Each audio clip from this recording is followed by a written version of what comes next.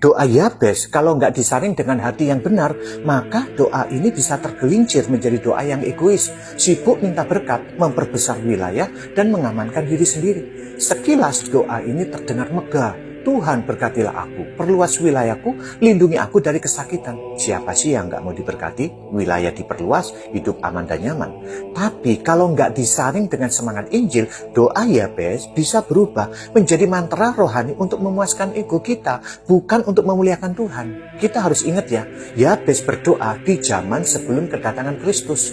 Ia berdoa dengan pengertian sejauh yang dinyatakan kepada umat Tuhan saat itu. Namun setelah Kristus datang, kita diajarkan sebuah pola doa yang lebih mulia, yaitu doa Bapa kami, di mana fokusnya bukan diri kita, tetapi Allah yang jadi fokusnya. Namanya yang jadi fokus, kerajaannya yang jadi fokus, dan kehendaknya yang jadi fokus. Tuhan gak memanggil kita untuk membangun kerajaan diri kita sendiri. Tuhan panggil kita untuk membangun kerajaannya. Kristus mengajarkan doa Bapa kami, dan di sana fokusnya sangat jelas, supaya nama Bapa dikuduskan, supaya kerajaannya datang, supaya kehendaknya yang jadi, dan supaya kita cukup dengan berkat Tuhan setiap hari.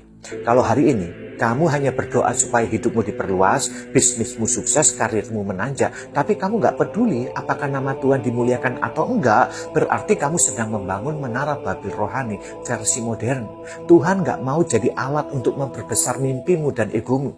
Tuhan mau kamu jadi alat untuk memperbesar kemuliaannya. Maka bagaimana kita seharusnya berdoa? Jawabannya, kita bisa mengambil semangat dari doa Yabes, yaitu semangat ketergantungan total kepada Tuhan.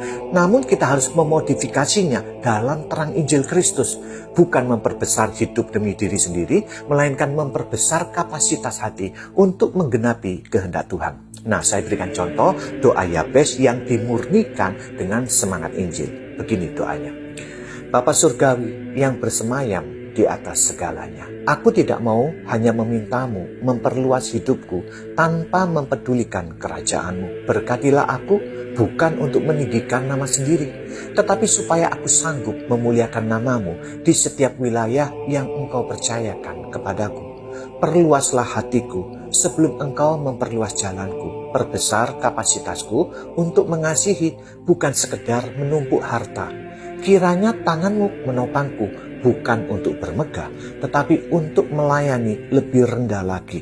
Lindungilah aku dari godaan untuk membangun kerajaan sendiri, dan penuhilah aku dengan kerinduan agar kerajaanmu yang datang, bukan ambisiku yang jadi. Aku berdoa bukan untuk hidup yang lebih megah, tetapi untuk hidup yang lebih taat. Dalam nama Yesus Kristus, Tuhanku dan Rajaku. Amin.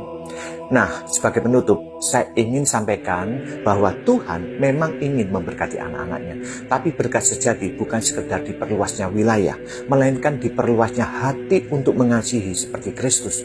Bukan tentang memperbanyak properti, tetapi memperbesar kapasitas untuk mengampuni, menguatkan, dan membawa terang di tengah dunia yang gelap ini. Hari ini, berdoalah lebih dalam, bukan lebih luas saja.